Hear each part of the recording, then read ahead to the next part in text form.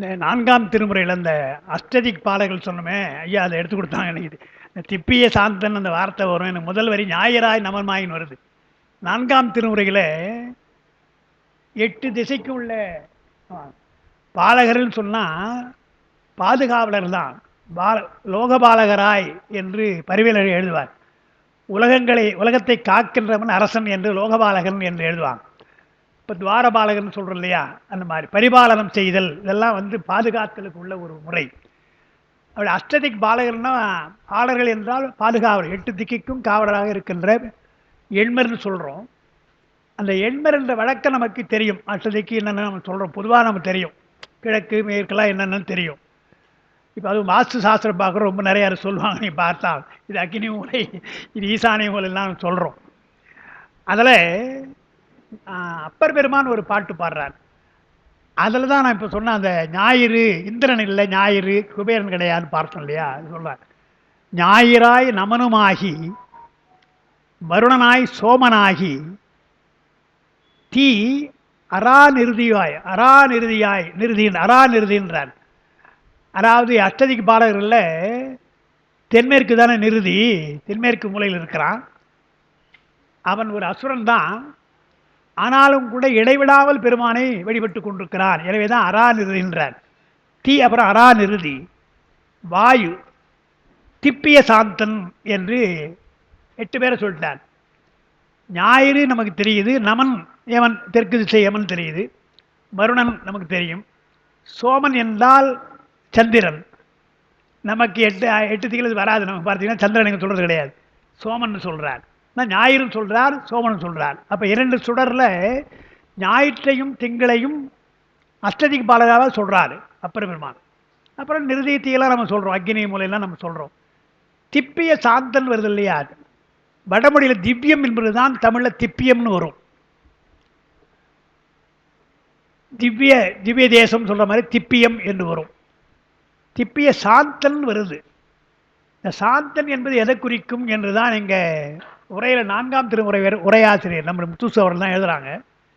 ஞாயிறு அது செங்கதிரோன், நமன் அவன் யமன் நமக்கு தெரியும், வருணன் சோமன் என்பது சந்திரன், எனவே வெண்கதிரோன் அவன், தீ அக்னி, நிருதி வாயு, 7 பேர் சொல்லிட்டு சாந்தன் என்று 8 சொல்லணும். சாந்தன் அங்கே பாட்டில் என்ன இருக்குதோ சாந்தன் சொல்லிட்டார். முதல்ல சாந்தனா சாந்தன்ட்டார்.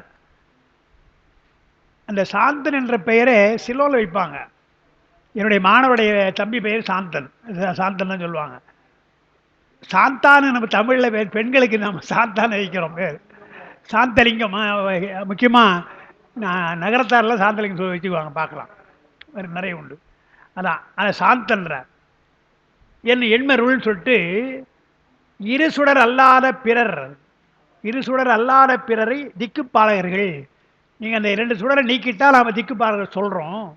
இந்த சாந்தன் என்பதனால குபேரனை வைத்துக் கொள்ளலான்றார் அவர். இதெல்லாம் உரையில் எழுதுகிறார். சாந்தன் என்று சொல்வதாலே குபேரனையும் குறிக்கும், ஈசானனையும் குறிக்கும். ஈசானன் இருக்குல்ல, ஈசான திசை சொல்கிற வடகிழக்கு. அப்போ ஈசானன் அடங்கிறதால வடகிழக்கு மூலை. இது கிழக்குன்னா வடகிழக்கு. எப்படி ஈசான முறையில் தான் தண்ணீர் இருக்கணும்னு சொல்லுவான், இவர் தண்ணீர் இருக்கணும்னு சொல்லுவான். அதனால் சாந்தன் குபேரனை குறித்தால் வடக்கு திசை, ஈசானன் வடகிழக்கு திசை என்று சொல்லிட்டு திப்பிய சாந்தன் என்றதனால், திப்பிய சாந்தன் நீங்கள் சொன்ன ஒரே வார்த்தை சொன்னால் அது இந்திரனை குறித்ததாக கொள்ளலாம் என்று. இப்படி தான் அந்த அஷ்டதிக்கு பாடல்களே ஞாயிறு திங்களை எடுத்துட்டா இவங்கெல்லாம் சேர்க்க வேண்டியதாக இருக்குன்னு அவர் உரை எழுதுகிறார். எனக்கு அந்த ஞாபகம், அதனால்தான் கொள்ளலாம். பேய் அரா காட்டு, அது அப்புறம் பாட்டு சொல்ல, பேயரா காட்டில் ஆடும் பிஞ்சகன் எந்தை பெம்மான் தீயரா கையர் போலும் திருப்பயற்றுனாரே என்று சொல்ல. அது நமக்கு 32வது பதிகம், 5வது திருமுறை, 4ஆம் திருமுறை 32வது பதிகத்தில் அது எத்தனாவது பாட்டு தெரியல. 1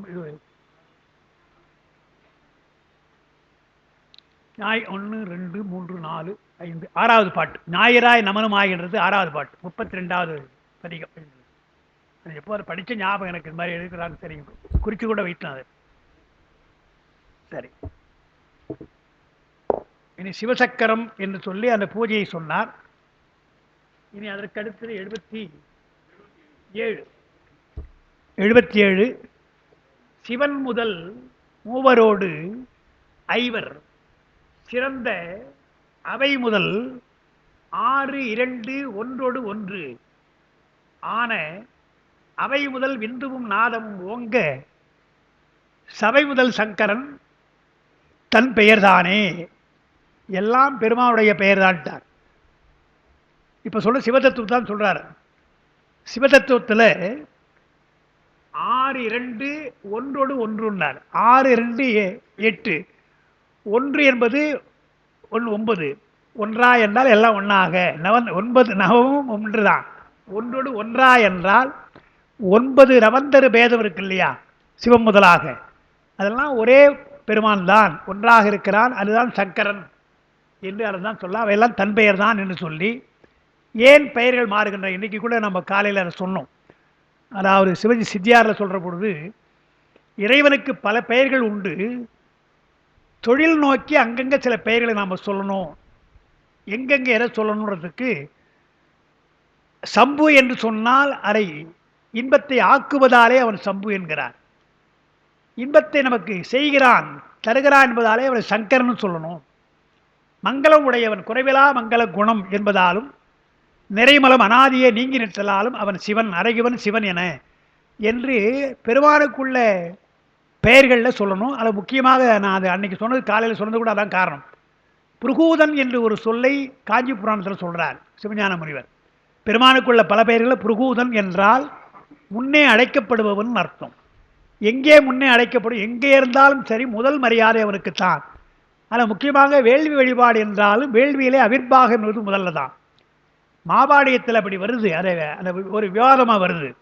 என்ன விவாதம் வருதுன்னு சொன்னால் அவிர்வாகம் கொடுக்க ஆமாம் தக்கன் வெளியில் சொல்கிறாரு.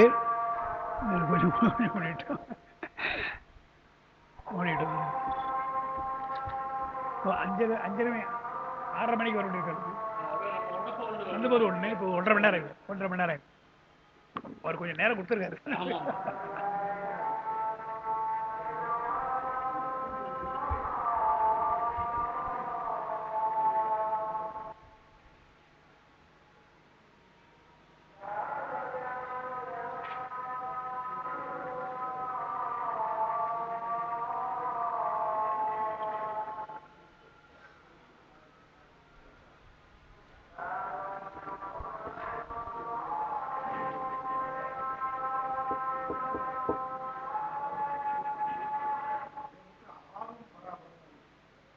அவன் காமிச்சார், ஒருத்தர் காமிச்சாரு, ஒருத்தர் வந்து காமிச்சார் ஆறும் பராபரமேனு. ஆறும் ஆற்றும் ஆற்றும் ஆற்றும்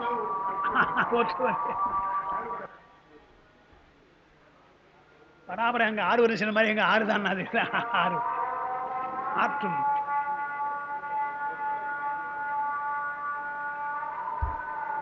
அந்த திருக்குறள்ல ஆற்றுவார் ஆற்றல் பசி ஆற்றல் வருது இல்லையா. ஆற்றுதல் என்பதால் பொறுத்துக் கொள்ளுதல் தவம் தவம் என்ற அர்த்தம் தான். கூற்றம் குறித்தலும் கைகூடும் நோற்றல் ஆற்றல் தலைப்பட்டவருக்கு. நோற்பது ஒரு ஆற்றல் அதுதான் ஆற்றல்.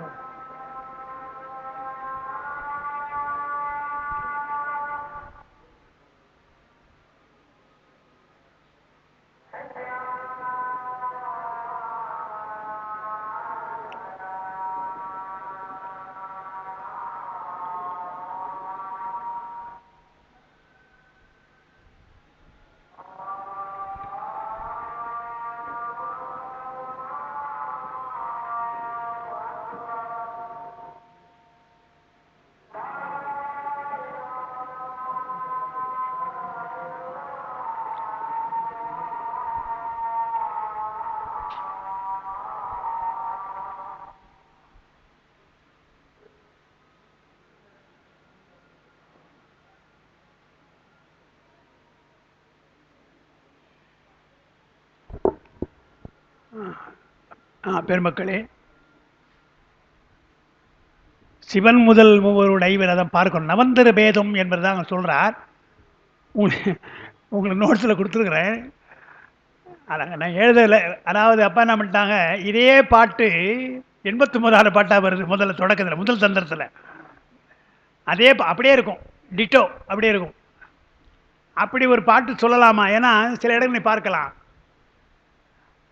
அவனை ஒழிய அமரரும் இல்லைன்னு வரும். இன்னொருத்த போனீங்கன்னா அவளை ஒழிய அமரரும் இல்லைன்னு வரும். ரெண்டு வரும். ரொம்ப நாளைக்கு முன்னால் அரங்க ராமலிங்க கிட்ட ஃபோன் பண்ணி கேட்குறாரு, என்னையா இப்படி சொல்கிறாரு, அவனா அவளா? நான் சொன்னேன், ஒரு இடத்துல அவன் சொல்கிறார், ஒரு இடத்துல அவள் சொன்னால் நீ முரண்பாடாக கொள்ளாதீங்கயா. அவன் என்ற இடத்துல அவளை சொல்லலாம், அவள் இடத்துல அவனை சொல்லலாம். சிவம் சக்தி ரெண்டும் வேறு இல்லைன்றதான் அப்படி சொல்கிறாருன்னு.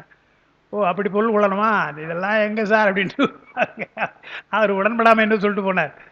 அதாவது அவனை அன்றி அமரரும் இல்லைன்னு சொல்ற மாதிரி அவளை அன்றின்னு சொன்னால் ரெண்டு ஈக்குவல் தானே, அவனுக்கு சொல்றது இப்படியே தானே. அதை சௌந்தர லகரி இல்லை, அதில் அதனுடைய விளக்கத்தில் நான் பார்த்துருக்கிறேன். பெருமானுக்கும் இவனுக்கும் சாமீப்பியம்னுவாங்க. சாமீப்பியம்னா ரெண்டுத்துக்கும் என்ன இணை, ஈக்குவல் என்ன, ஈக்குவல் என்ன என்ன நெருக்கம், ரெண்டு இணையாக சொல்றது என்னென்ன என்று சொல்ற பொழுது அவங்க என்ன சொல்றாங்க, இடம், ஒரு இடம் என்றாலும் கூட ரெண்டு பேருக்கு ஈக்குவல் தான். அவரை உயர வைக்க வச்சு கீழே வைக்க முடியாது, அப்படி இடம் அப்படிதான். அதே போல பெயர் என்று சொன்னாலும் சிவன் சொல்லலாம், சக்தின்னு சொல்லலாம், ரெண்டும் பெயர் ஒன்று தான். நாம சாமீப்பியம், தான சாமீப்பியம் என்று இப்படி வரிசை, மந்திர சாமீப்பியம் என்றெல்லாம் வருது. மந்திரங்களை சொல்லுகிற பொழுது கூட, அதாவது இப்போ உண்ணாமலை உமையாளோடும் உடனாகிய ஒருவன்னு பாடுறாருன்னு சொன்னால், உண்ணாமலை பாடுறாருன்னா உண்ணாமலை இல்லை, அண்ணாமலை தான் பாடுறாரு. ஆனால் உண்ணாமலையும் சேர்த்து சொல்கிறார் இல்லையா. அப்போது நாமத்தை கூட சேர்த்து சொல்லலாம், தப்பில்லை, மந்திரங்களை சேர்த்து சொல்லலாம் என்று பஞ்ச சாமீப்பியம்னு ஞாபகம் எப்போ படித்தது. 5 வகையான சிவசக்தி ஒற்றுமை இருக்கும்னு சொல்கிறாங்க. அதைத்தான் அங்கே திருமந்தத்தில் அவர் சொல்கிறார், அவனை அன்றி அமரரும் இல்லை, அதே மாதிரி அவளை அன்றின்னு சொல்கிறார். அதே போல் இந்த பாட்டு அப்படியே சொல்கிறார். சிவன் முதல் மூவரோடு ஐவர் என்பது நீங்கள் வீட்டுக்குறிப்பு பார்த்தீங்கன்னா முதல் தந்திரத்தில் தொடராக வந்தால் 89வது மந்திரம் அது. அதே மாதிரி இருக்க நான் விட்டுட்டேன். சிவன் முதல் மூவரோடு ஐவர் சிறந்த அவை முதல் 6 ஒன்றோடு ஒன்றானது எல்லாம் ஒன்றாக மாறுவது. அவை முதல் விந்துவும் நாதமும் ஓங்க சபை முதல் சங்கரன் தன் பெயர் தான், எல்லாம் அவனுடைய பெயர் தான் என்று சொல்கிறார் பாட்டில். அங்கே விளக்கம் நீங்கள் பாருங்கள், நான் விளக்கம் கொடுத்துருக்கேன். சிவன் முதல் மூவர்னார். இப்போ சொன்னேன், சிவம் என்றும் சதாசிவம் என்றும் மகேஸ்வரம் 3ஆ சொல்லலாம். ஐவர்னு சொன்னால் சிவம் சக்தி சதாசிவம் மகேஸ்வரம் சுத்த வித்தை என்று 5ஆ சொல்லலாம், 3ஆ சொல்லலாம், அல்லது 5ஆ சொல்லலாம். சிவன் முதல் மூவரோடு ஐவர்ந்தார் பாருங்கள், 3ஆகவும் சொல்லலாம் 5ஆகவும் சொல்லலாம் என்கிறார். மாபாடியத்தில் பெருமான் சொல்லுகின்ற அவஸ்தை நிலை தடத்தமாக வர்ற பொழுது ஆன்மாக்களுக்காக லயம் போகம் அதிகாரம் என்ற அவஸ்தை பெறுகிறான். எப்படி நமக்கு கனவு நனவுன்னு சொல்கிறோமோ அதே மாதிரி அவனுக்கு 3 நிலை வருது. அது ஆன்மாக்களுக்காக லய சிவனாக, போக சிவனாக, அதிகார சிவனாக வருகிறான் என்று 3ஆ சொல்லலாம். 3 அவஸ்தைப்படுகிறான் என்று சொல்கிறார். அப்போ 3ஆ சொல்கிற வழக்கு இருக்கு இல்லையா, லய சிவன், போக சிவன், அதிகார சிவன். அதையே 5ஆவும் சொல்லலாம், சிவ தத்துவமாக 5ஆ சொல்லலாம் என்று பார்க்கிறோம். அதுக்கப்புறம் 6, 2, 9ஆவும் சொல்லலாம். எப்படி பந்தம் வீடு என்று 2ஆ சொல்லலாம், அது படைத்தல் காத்தல் அழித்தல் என்று 3ஆ சொல்லலாம், அது படைத்தல் காத்தல் அழித்தல் மறைத்தல் அழித்தல் அருளல் என்று 5ஆ சொல்லலாம். 2, 3, 5 என்று சொல்வது போல பெருமானுடைய மூர்த்தங்களையும் 3, 5, 9ஆக சொல்லலாம் என்று சொன்னார். இது ஏன் சார் அங்கே சொன்னது ஏன் இங்கே சொல்றது? அப்பா அது விளக்கம் கொடுத்துருக்காங்க. முன்பு வந்தது 89வது மந்திரத்தில் வந்தது எல்லா பேதமும் சிவபேதமே என்பதை விளக்கும் பொருட்டு. சிவனுடைய பேதம் தான் எல்லாம். சக்தின்னு சொன்னான்னா, சிவன் சொன்னா என்ன, சதாசிவன் சொன்னான்னா எல்லாம் ஒன்றுதான். பேதங்களா என்றால் தொழில் பற்றி அவையெல்லாம் பேதமாக சொல்லப்படுவது. ஒருத்தர் தாங்க அவர் கணவனாக இருக்கிறார், அப்பாவாக இருக்கிறார், மகனாக இருக்கிறார்னா ஒவ்வொன்றும் நோக்கி தானே, எல்லாம் ஒரே ஆள் தானே. அதே போல பெருமான் சிவபேதம் என்பது சொன்னால் சிவனாக சக்தியாக சதாசிவனாக இருக்கிறான் என்று சொல்லிடலாம். அடுத்து இங்கே ஏன் வந்தது என்றால், இங்கே வந்தது எல்லா மந்திரங்களும் சிவனது மந்திரமே என்னும் பொருட்டு. நீங்கள் எந்த மந்திரத்தை சொன்னாலும் அது சிவனுக்கு தான் போய் சேரும் என்று வருது. சதுர்வேத தாற்பரிய சங்கரகம் என்று ஒரு நூல் அர்த்தத்த சிவாச்சாரியார், ரொம்ப சின்ன நூல் தான், ரொம்ப அழகாக இருக்கும். மேற்கோள் ரொம்ப அழகாக காட்டியிருப்பாங்க. அதை ஒரு அழகாக சொல்கிறார். என்ன விவாதம் பண்ணுறாங்க, எல்லா மந்திரங்களும் சிவனுக்கு சொன்னா அப்போ எதுக்கு விஷ்ணு மந்திரம்? அதை ஏன் பிரித்து சொல்கிறீங்க? எல்லாம் சிவனுக்கு சொல்லிட்டு போங்களேன் என்று அவன் கேட்குறான், கேள்வி கேட்குறான். அப்படி இல்லைப்பா, பெருமானுடைய வடிவங்கள் பல மகேஸ்வர மூர்த்தங்களாக இருக்குது இல்லையா, அதுபோல் எல்லா தெய்வமாகவும் வருகிறான்னு சொல்லும். ஏன்னா வடிவங்கள் சில பேருக்கு ஒன்று ஒன்றா இருக்கும். நீங்கள் நாம் கூட சிவனை வழிபட்டா சில பேருக்கு சிவலிங்கத்தை மட்டும் வச்சு வழிபடுவாங்க, சில பேர் நடராஜர் வச்சு வழிபடுவாங்க, சில பேர் தட்சிணாமூர்த்தின்னுவாங்க. அந்த வடிவங்கள் அட்ராக்ட் பண்ணல சில பேரை. அந்த மாதிரி பல தெய்வங்கள் அட்ராக்ட் பண்ணும். திருப்பதி திருவாலை பார்த்தோன்னே ஒரு நல்லா இருக்குன்னு அதை வழங்க ஆரம்பிச்சிடுவான். எப்படி வணங்கினாலும் வடிவங்கள் எப்படி இருந்தாலும் அதான் யாதொரு தெய்வம் கொண்டின்னு அதான் சொல்கிறார். எந்த வடிவமாக இருந்தாலும் சிவன் தான் என்று சொல்லி, அப்போ திருமாலுக்குள்ள மந்திரங்கள் கூட சிவனுக்குரியதான் என்று சொல்கிறோம். காலை இங்கே கூட சொன்னேன், காலையில் இங்கே சொன்னாங்க சொல்ல, அங்கே சொன்ன நினைக்கிறேன். சிவ சகசிரநாம பாஷ்யம்னு சொன்னேன். 1008 பெயர்கள் நாமாவளிக்கு, நான் நாமாவளி அங்கே தான் காலையில் சொன்னேன். 1008 பெயர்களை சொல்கிறோம் இல்லையா, அந்த சிவசகசிரம் வந்து நீங்கள் பார்த்தீங்கன்னா விஷ்ணுனுடைய பெயர்லாம் அதில் வரும். விஷ்ணு சகசிரநாமம் என்னென்ன இருக்குதோ அதெல்லாம் இதில் வரும். என்ன சார் அங்கே இருக்கிற பெயர் இங்கே வருதுன்னா, இங்கே இருக்கிற பெயர் அங்கே போகும் என்றால் எல்லாம் சிவனுடைய நாமம் தான் என்பதற்காக நாம் சொல்கிறோம். அவங்க எல்லாம் விஷ்ணு நாமம்னு சொல்ல போகிறாங்க. அது மந்திரங்களில் வேறுபாடு கிடையாதுன்றதுக்காக தான் அதை சொல்லுகிறார்கள். என்றால் எல்லா மந்திரங்களும் சிவனுக்கு உரியது என்பதுதான். இந்த விஷயத்தை வைத்துத்தான் காஞ்சி புராணத்தில் சாந்தாசையப்படலம் வியாச முனிவர் நாராயணனே பரபிரமம் என்று காசியில் போய் சொல்கிறார் இல்லையா, அது பெருமான் எல்லா மந்திரம் வந்து பேசாமல் இருக்கிறார் கைலாயத்திலும் பார்க்குறோம் இல்லையா.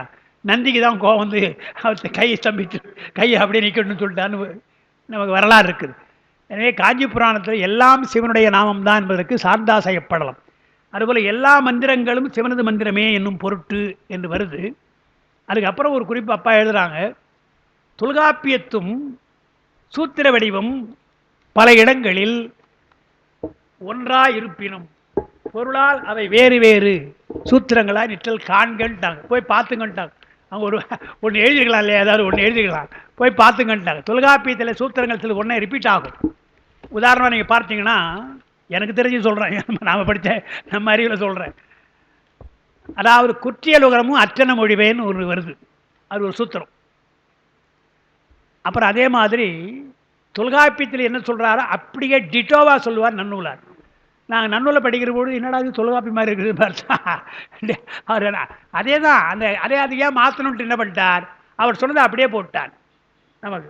அதாவது சுந்தர பெருமான் சொல்லியவே சொல்லி ஏத்துக்குப்பான்னு சொல்கிற மாதிரி தொல்காப்பிய சொன்னது. ஏன்னா குறியதன் முன்னர் ஆயுத புள்ளி உகரமுடு வந்து வல்லாரன் விசைத்தே என்று வரும். குற்றியல் உகரத்துக்கு ஆறுன்னு சொல்கிற பொழுது குறியதன் முன்னர் ஆயுத புள்ளி என்ற பாட்டு அங்கே சொல்கிறார். அதை அப்படியே இங்கேயும் அப்படியே சொல்லிடுறார். ஒரே சூத்திரம்தான் என்றால் பொருள் சில இடங்களில் வேறுபடும், அதுக்காக சொல்கிறார். அதே பொருளாக இருந்தால் அதே சூத்திரத்தை சொல்லலாம் என்று தான் தொல்காப்பியத்தை சொல்கிறது நன்னூல் சொல்கிறான்னு பார்க்குறோம். இது அப்படி இல்லை. குற்றியல் ஒரு அத்தனை மொழிபெண் இருக்கு இல்லையா, அது கொஞ்சம் வேறுபாட்டோடு குற்றியல் அத்தனை மொழிபெண் வருது. ஒரு இடத்துல சொன்னதை அதே மாதிரி இன்னொருத்தர் சொல்லுவார். அங்கே வேற ஒரு காலத்துக்கு சொன்னது, இங்கே வேற ஒரு காலத்துக்கு சொன்னது என்று எழுதுகிறாங்க. அது உள்ளே போனால் கொஞ்சம் அதிகமாக போகும், இருந்தாலும் விஷயம் சொல்லிடுறேன், ஒரு சுருக்கமாக சொல்லிடுறேன். குற்றியல் உகரத்திற்கு புள்ளி உண்டு என்றது ஒரு கொள்கை. முதல் சூத்திரமே நமக்கு தொல்காப்பியத்தில் பார்த்தீங்கன்னா, அகர முதல் நகர இருவாய் எழுத்தோடு போனது சொல்லாகுமேன்னு சொல்லிட்டு, அப்புறம் குற்றியலிகரம் குற்றியல் உகரம் ஆயுதம் என்ற முப்பார் புள்ளியும் எழுத்துவரன்னு அவர் எழுதுகிறார். அந்த பாட்டு எப்படி இருக்கு, குற்றியலிகரம் குற்றியல் உகரம் ஆயுதம் என்ற முப்பார் புள்ளின்னு வருது. இப்போ ஆயுதம் என்ற முப்பார் புள்ளியை சொல்கிறாரா, இல்லை குற்றியலுக்கும் மூணு சேர்ந்து முப்பார் புள்ளி என்றாரான்னு பெரிய கேள்வி. என்ன சொல்கிறாங்க, குற்றியலுகரத்தை குற்றியல் ஒன்று அறிப்பதற்காக ஒரு புள்ளி வைத்திருக்கிறாங்க அந்த காலத்தில். இப்போ இல்லை, இப்போ தான் எழுத்து சீர்திருத்தம் எவ்வளோ பண்ணுறோம் இல்லையா. அதே போல் அந்த காலத்தில் பாக்கு என்றால் அந்த கூ இருக்கு இல்லையா, அந்த கூவை பாக்கு சொல்லக்கூடாது, உச்சரிக்கக்கூடாது. பாக்கு செமி வெப்பல்றான், இன்னைக்கு செமி வெப்பல் உயிர் மாதிரி பாதி தான் சொல்லணுன்றான்.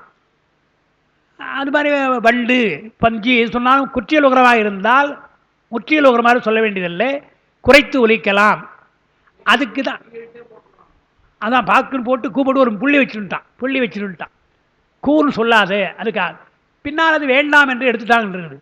இப்போ என்ன பிரச்சனைன்னு சொன்னால், தொல்காப்பியர் காலத்தில் புள்ளி இருந்ததா இல்லையான்றாங்க கேள்வி. இப்போ எடுத்துட்டாங்க.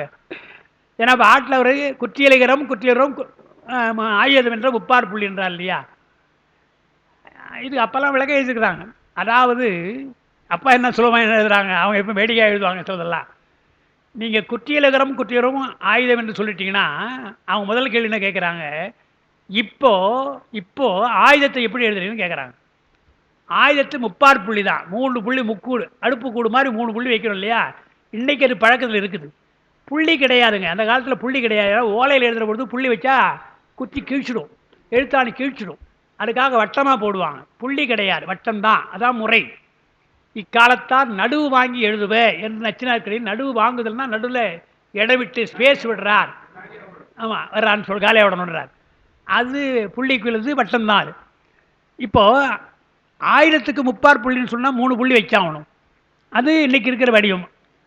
நீங்கள் குற்றியலுகரம் குற்றியலுகரம் ஆயுதம் முப்பார் புள்ளின்னு 3 பால் புள்ளி என்று சொன்னால் குற்றியலுகரத்துக்கு 1 புள்ளி, குற்றியல் இகரத்துக்கு 1 புள்ளி, ஆயுதத்துக்கு 1 புள்ளி. 3 புள்ளி எங்கே வரும் உனக்கு? 1 புள்ளி தானே வரும். அப்போ அது இல்லை அல்லவா? எனவே முப்பார் புள்ளி என்று ஆயுதத்தை தான் குறிக்கும் என்பது முதல் ரூல்ட் அவுட் பண்ணுறதுக்கு இதை சொல்லுவாங்க. எல்லாம் விவகாரம் எப்படிலாம் அழகாக பண்ணியிருக்காங்க, அதுக்காக சொல்கிறேன். நான் சொல்கிறது இலக்கியத்தை காட்டு இலக்கணத்தை படிக்கணும்னா ரொம்ப இன்ட்ரெஸ்ட்டாக இருக்கும். அதை புரிஞ்சுக்கிட்டு படித்தோம்னா கணக்கு மாதிரி தான். அவங்க சொல்கிறாங்க கணக்கு எவ்வளோ இன்ட்ரெஸ்ட், ஃபார்முலா அவ்வளோ அழகாக இருக்கும். நீ பார்த்து அவ்வளோ மொழி அப்படி அமைஞ்சிருக்கு. இருக்கட்டும், அது ஆயுதத்துக்கு அப்படி சொல்லிட்டாங்க. இன்னொரு விஷயம் என்னன்னு சொன்னால், அது அப்பா எழுதுறது தான். குற்றியலுகரம் குற்றியலுகரம் அந்த காலத்தில் தொல்காப்பியர் காலத்தில் புள்ளி இருந்தால் இலக்கணத்தில் புள்ளி மயங்கியல்னு ஒன்று எழுதுகிறார் தொல்காப்பியர். புள்ளி வைத்த எழுத்துக்கள் எல்லாம் என்று மெய்யெழுத்துக்கள் எல்லாம் எழுதுகிறார். புள்ளி வைத்த எழுத்துக்கள் எல்லாம் எப்படி மயங்கும் என்று ஒரு வருது. நீங்கள் குற்றியலுகரத்துக்கு புள்ளி இருந்தால் அங்கே சொல்லியிருப்பார், குற்றியலுகரத்தை சொல்லிடுவேன், ஏன்னா அங்கே புள்ளி இல்லை.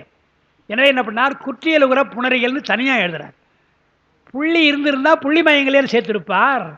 அங்கே புள்ளி அப்போ இல்லைன்றதால குற்றியல் உகரம் என்று தனியாக எழுதுகிறார் என்று இதெல்லாம் அந்த விவாதங்களில் வர்றது. இது குற்றியலுகர அச்சன மொழிபை என்று ஏன் சொல்கிறேன்னா, 2 இடம் வருதுன்னு சொன்னேன் இல்லையா? ஒரு இடம் என்னன்னு சொன்னால், மெய்யீரெல்லாம் புள்ளியோடு நிலையல்னு வருது ஒரு குறள், நூற்பா. மெய்யெழுத்தெல்லாம் ஈட்டெழுத்தாக இருந்தால், ஈட்டெழுத்தாக இருந்தால் புள்ளி இருக்கும். ஏன்னா மெய்யெழுத்துக்கள் முதல்ல வந்தால் புள்ளி இருக்காது, அது உயிர்மெய்யாக போயிடும். அதனால் என்ன ஜாக்கிரதையாக என்ன எழுதுறா தொல்காப்பியர், மெய்யெல்லாம் தான் புள்ளி தான், ஆனால் ஈட்டில் வரும்போது கட்டாயம் புள்ளி, உயிர்மெய்யில் தான் கிடையாது என்று. இடையிலும் ஈட்டிலும் வந்தால் புள்ளி வரும்னு நமக்கு தெரியும். மெய்யெல்லாம் புள்ளியோட நிலையில்னு சொல்லிவிட்டு அடுத்து குற்றியலுகரம் அர்ச்சனை மொழிவேன்றார். அங்கே வருது, அங்கே குற்றியலுகர அர்ச்சனை மொழிவன் வந்தால் அங்கே புள்ளியோடு நிலையில் தானே சொன்னார். அதுபோல் ஈட்டில் புள்ளியோடு வருதா, அப்போ புள்ளி இருந்திருக்குதா என்று ஒரு கேள்வி. அதனால் இந்த சூத்திரத்தை வச்சு என்ன சொல்கிறாங்க, தொல்காப்பியர் காலத்தில் கூட இருந்திருக்கலாம், காலப்போக்கில் மாறி இருக்கலாம். நான் அவர் சொல்கிற பொழுது மெய்யீரெல்லாம் புள்ளியோட நிலைன்னு சொல்லிட்டு குற்றியலுகர அர்ச்சனை மொழிவன் சொல்கிறாருனால புள்ளி இருக்கலான்னு ஒரு ஆர்கியூ பண்ணுறாங்க. அங்கே புள்ளியை சொல்லலையா, மெய் ஈருன்னு சொல்கிறார் இல்லையா, ஈட்டெடுத்து சொல்கிறார். குற்றியலுகரம் ஈட்டெடுத்து வரலான்னு சொல்கிறார் என்று அந்த சூத்திரத்தையே ஈருக்காக சொல்கிறாரே தவிர புள்ளிக்காக சொல்லலை என்று அங்கே விவாதம் பண்ணி அதை அந்த கொள்கையை மறுக்கிறோம். அடுத்து இன்னொன்று மெய்யெழுத்து இருக்கு இல்லையா, இப்போ மரம்னு இருக்குன்னு வச்சுங்களேன், மரம் ப்ளஸ் கிளைன்னு போட்டால் மரக்கிளைன்னு இம்மு போயிட்டு இக்கா மாறி போகுது, மரக்கிளைன்னு மாறுது. மரம் அது என்று போட்டால் இம் போயிட்டு ஆ சேர்ந்து மரம் அது மாறுது. இம்மில் புள்ளி போயிடுச்சு, மாதான் இருக்குது. மரக்கிளையிலே மாவே போயிடுச்சு. மரம் அது என்று சொன்னால் இம் போயிட்டு ஆ வருது இல்லையா, அப்போ மா இம்மா இம் என்பது மாவாக மாறுகிறது. ஆ சேர்ந்த உடனே இம் ப்ளஸ் ஆ மாவா மாறுது இல்லையா. அதே போலத்தால் குற்றியலுகரமும் அது ப்ளஸ் இன் என்று போட்டால் அதனை என்று இத்து தூ இருக்கு இல்லையா, உகரம் போய்விடும். எனவே அங்கே எப்படி மகரத்தில் புள்ளி போகிறதோ அதுபோல் குற்றியலுகரத்தில் உகரம் போகும் என்று சொல்வதற்காகத்தான் குற்றியலுகரமும் அர்ச்சனை மொழிவை என்று சொல்கிறார் என்று. இதெல்லாம் இலக்கணத்தில் ஒரே சூத்திரம்தான், 2 எழுத்த இடத்துல வந்தால் பொருள் நோக்கி நாம் பொருள் கொள்ள வேண்டும், இடம் நோக்கி பொருள் கொள்ள வேண்டும் தான் சொல்கிறாங்க. அதுக்கு மேற்கோள் காட்டியிருக்காங்க. ஒன்று ஒன்றாயிருப்பினும் பொருளாளவை வேறு வேறு என நிற்றல் அறிகின்றார். இதனால் சபை என்பது பாட்டில் வருங்க, சபை என்பது சபை முதல் சங்கரன் என்று வருது இல்லையா. இதனால் சபை என்பது மேலே தொகுதி என்றும் இங்கே திரு அம்பலம் என்றும் பொருள்படுதல் அறிக. அங்கே சொன்னது முதல்ல 89வது பாட்டில் சொன்னது, அங்கே சபை என்றால் சபை முதல்வன், சபைனா கூட்டம், தொகுதின்னு அர்த்தம். அந்த 9 நவந்தரு பேதமாக இருக்கிற 9 இருக்கு இல்லையா, அந்த தொகுதியெல்லாம் சங்கரன் தான் ஒரு அர்த்தம். இங்க சபைன்னு வைத்துக்கணும். சபை, சபைனா சபை, சபை என்றால் அம்பலம். எனவே பெருமான் சிதம்பரம் சபை அல்லவா, அதை திரு அம்பலம், அதை திரு அம்பலம் சொல்ல வேண்டும் என்று இங்கே மேலே தொகுதி என்றும் இங்கே திரு அம்பலம் என்றும் பொருள்படுதல் அறிக என்று சொன்னார். அதனால நவந்தரு பேரத்தை சிவன் முதல் மூவரோடு ஐவர் சிறந்த அவை முதல் ஆயிரண்டு ஒன்றோடு ஒன்று, ஆறிரண்டு ஒன்றோடு ஒன்றான அவை முதல் விந்துவும் நாதவும் சேர்ந்தால் அந்த 9 நவந்தர பல 1 நான் சேர்த்தால் சபை முதல் சங்கரன் தான் என்று. விந்து நாதம் என்றால் சிவம் என்றும் விந்து என்றால் சக்தி என்றும் கொள்ள வேண்டும் என்று நவந்தர பேரத்தை சொன்னார். இனி அடுத்து பாடல் 79 78. பித்தாம் செகமயமாக வரைகீறி நத்தாறு கலைகள் 16 நாட்டி பின் உத்தாரம் 12 ஆதிகலை தொகும் 10ஆம் பிரம சடங்கு பார்த்து ஓதிடே என்று சக்கரத்தை தான் அவர் சொல்றார். இங்க மறுபடியும் உங்களுக்கு நான் எழுதியிருக்கிறேன். வித்து என்றால் உலகத்திற்கு வித்தாக இருக்கின்ற தத்துவங்கள், மாயை தத்துவம். வித்து என்பது தத்துவம். செகமயம் என்றால் உலகத்திற்கு காரணம். ஜெகம் என்றால் உலகம், உலகத்திற்கு காரணம். எத்தனை தத்துவம் என்றால் 36 தத்துவங்கள் என்று பார்க்கும். வித்தாம் செகமயம் என்பது 36 அவை கீறினார். அப்போ 36 எண்ணிக்கையில் அறைகள் இருக்கணும். சக்கரம் 36 தத்துவம் இல்லையா, எனவே 36 அறைகளாக கீற வேண்டும்னார். அதுக்கு விளக்கம்லாம் கொடுக்குறாரு. நாம் சும்மா படிச்சுக்க வேண்டியதான், ஏன்னா நாம் அதை ஃபாலோ பண்ண போகிறது கிடையாது. நான் சொல்லிடுறேன். நான் இடப்பால் 16 அறை சந்திரன் கூறு. இடப்பக்கமாக 36 அறை, 6ல் 18 பிரிக்கணும். இடப்பால் என்று சொன்னால் அது சந்திரன் கூறு. இதில் 51 எழுத்துக்களில் 5 வர்க்கத்தில் இடை நின்ற 15 நீக்கி, அதெல்லாம் விதிகள் சொல்றார். இதெல்லாம் என்னென்ன எழுத்த நீக்கணுன்றார். ஒடுக்க முறையில் சகாரம் முதலாக டகாரம் ஈராக உள்ள 16 எழுத்துக்களையும் சந்திரனது 16 கலைகளாக பாவிக்கணும். சந்திர வழிபாடு என்ற பொழுது 16 கலைகள் அவனுக்கு உண்டு. அந்த 16 கலைகளாக எழுத்துக்களை பாவிக்கணும்ன்றார். உங்களுக்கு சக்கரங்கள் எல்லாம் சொல்ற பொழுதே மந்திர எழுத்துக்கள் மற்ற பீஜாட்சரங்களுக்கெல்லாம் ஒரு சிறப்பு சொல்லுவார். ஏன் சொல்றாருன்னா, சொல் உலகம் இல்லை என்றால் பொருள் உலகம் இல்லை. நமக்கு பொருள் புரிவதற்கெல்லாம் சொல்தான் பயன்படுகிறது. எனவே சொற்களுக்கு இருக்கிற ஒரு திறமை. அதனால்தான் மங்கள சப்த, அவர் சொல்ற சப்த பிரம்மன்றாங்க. மங்கள எழுத்துன்னு எழுத்துக்களில் மங்கள எழுத்துன்னு சொல்லுவாங்க. தொல்காப்பியத்தில் கடவுள் வாழ்த்து கிடையாதுன்னு ஒரு வாதம் பண்ணுவாங்க. எடுத்தோடனே நான் இப்போ சொன்னேன் இல்லையா, எடுத்தோடனே எழுத்தனப்படுவன்னு ஆரம்பிச்சுடுறார். எனவே கடவுள் வாழ்த்து கிடையாது, நூலில் கடவுள் வாழ்த்து இல்லைன்னு வாங்க. அதுக்கு சமாதானம் சொல்கிற சிவஞான முனிவர் என்ன பண்ணுறார், எழுத்து என்று ஆரம்பித்திருக்கிறார், எழுத்து மங்களமாதலால் அது மங்களமாகிட்டு மங்கள வாழ்த்து கூறினார் என்று அவர் மங்களமாக தொடங்கினான்னு எழுதுகிறார்.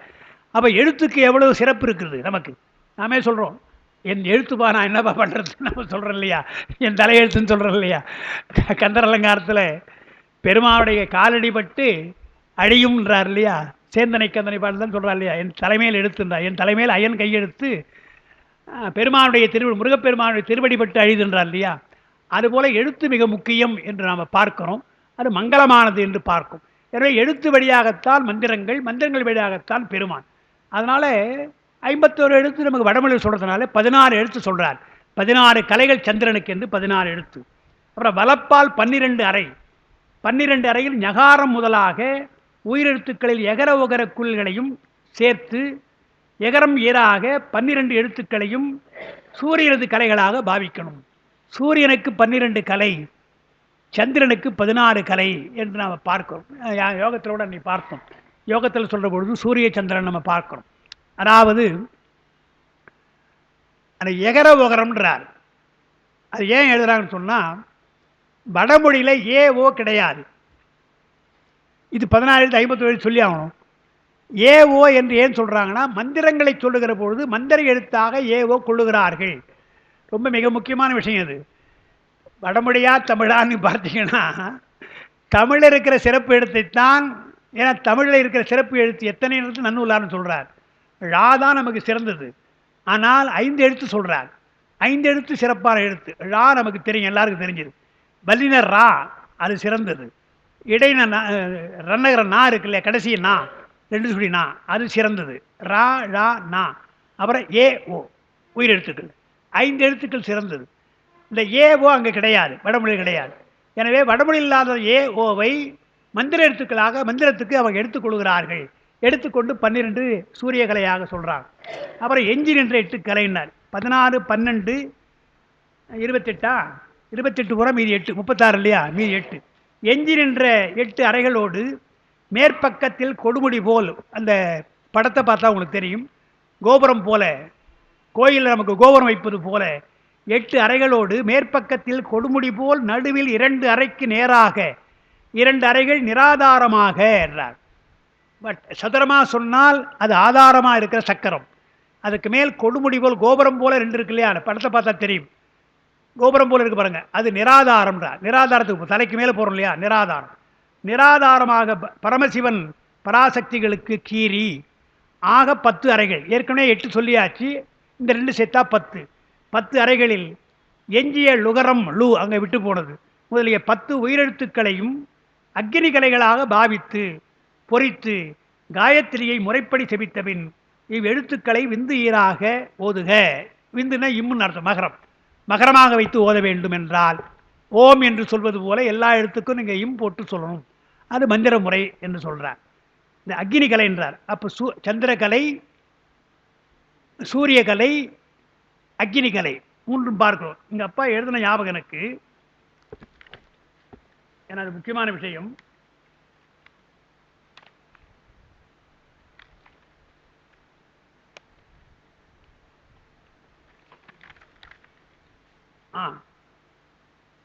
இது பின்னால் வருது, நான் சொல்றேன். ஏன்னா நம்ம ஏற்கனவே படிச்ச விஷயம், யோகத்தில் படிச்ச விஷயம். இது முடிச்சிடுறோம்.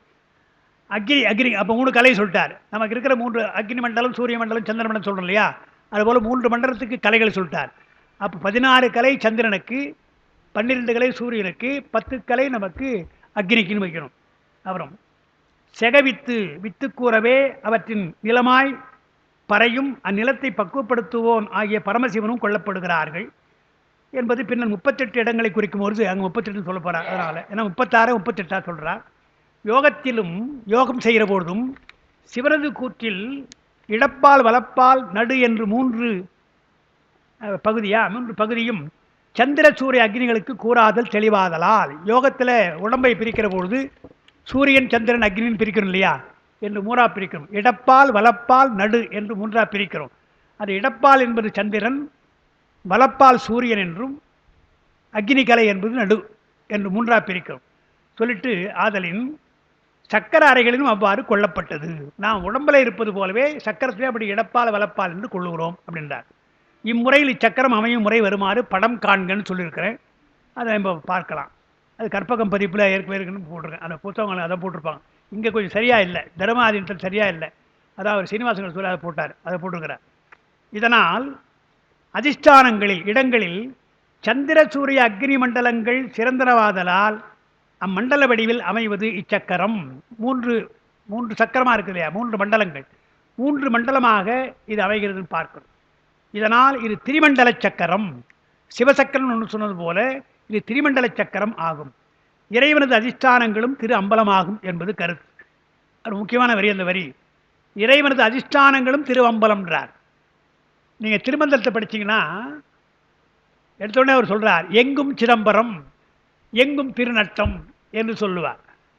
அது என்னடா எங்கும் சிதம்பரம் எங்கும் திருநட்டம்னா, அவன் இல்லாத இடம் கிடையாது, எல்லா இடத்திலும் அவன் கலந்திருக்கிறான்னு சொல்றதுனால அதிஷ்டானங்கள் என்று சொன்னால் இப்போ 5 பூதங்களை சொல்றோம், அப்புறம் 2 சுடரை சொல்றோம், அப்புறம் ஆன்மாவை சொல்றோம். அப்ப அட்டமூர்த்தத்தை சொல்ற பொழுதே 5 சொல்றோம் இல்லையா, 5 மூர்த்தங்கள் பிருத்திவி சொல்றோம் இல்லையா. அதே போல இறைவனை சொல்ற பொழுது பஞ்ச சபைன்னு சொல்றோம், 5 சபையா சொல்றோம். அதுபோல 5 பூதங்கள் அதிஷ்டானமாக அவையெல்லாம் சபையாக கொள்ளப்படக்கூடியது, திரு அம்பலமாக கொள்ளப்படக்கூடியது என்று பார்க்கிறோம். அதிஷ்டானங்களும் திரு அம்பலமாக வென்றால் பெருமான் கலந்திருக்கின்ற எல்லாம் அம்பலம்தான், சிதம்பரம் மட்டுமல்ல என்றார். அதான் நந்துதல் வலித்தல், நந்துதல் வளர்தல், உத்தரம் என்றால் பின்பு ஆதி ஆடித்தல். அவன் கலையோடு தொகுவது அக்னி கலை. இதனால் இது மற்றொரு வகை திருஅம்பல சக்கரமாக திருமண்டல சக்கரம் கூறப்பட்டது. நம்ம யோகத்தை படிக்கிற பொழுது இடகலை பிங்கலைன்னு படித்தோம். படிச்சுட்டு மூலாதாரத்துக்கு போனால் அந்த அக்னி இல்லையா, அக்னிக்கு போகிற பொழுது சூரிய கலையை அக்னியில் ஒடுக்க வேண்டும்னு படிச்சிருக்கிறோம். அது கஷ்டமான விஷயம்னு அவன் சொல்லியிருக்கோம். அதாவது பிராணாயாமம் செய்கிற பொழுது கும்பிக்கிறோம் இல்லையா, கும்பகம் என்பது மணிப்பூரகம் என்ற அந்த சுவாதிஷ்டானத்துக்கு மேலே இருக்கிற இடம், அங்கே காற்று தங்கி விடுகிறது. இனிமேற்பட்டு அந்த யோகத்தில் பின்னால் இருக்கிற முதுகுந்தண்டு வழியாக கொண்டு போகணும். அது எப்படி போகணும், வழி எது என்று சொன்னால் உங்களுக்கு மூலாதாரம் வந்து தான் வரணும். இங்கே இருக்குது அது மூலாதாரம் வரணும்னு சொன்னால் மூலாதாரத்தில் அந்த காற்று போகணும், பிராணவாயு போகணும். அதான் அங்கே கலைன்றாங்க. சூரியனுடைய கலை சொல்லுங்க, இதை சொல்லிட மாட்டார்.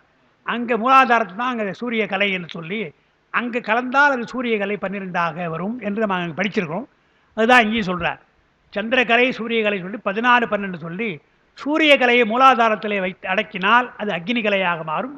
பின்னாலே முதுகந்தண்டு வழியாக நாம் சுடுநீர் நாடி வழியாக செலுத்துதல் என்று அது யோக முறை. அதெல்லாம் ப்ராக்டிக்கலாக சொல்கிறது ரொம்ப கஷ்டமான ஒரு முறை. இருந்தாலும் அதை சொல்லியிருக்கிறார்.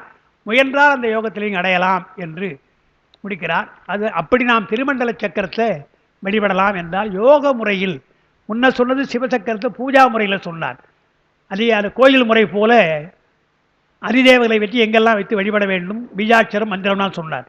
இந்த இடத்துல யோக முறைகளை மண்டலமாக பாவித்து 16 கலையாகும் 12 கலையாகும் பாவித்து வழங்குவது யோக முறை என்று அது சக்கரத்திலே யோக முறையை சொல்லுகிறார் என்று பார்க்கிறோம்.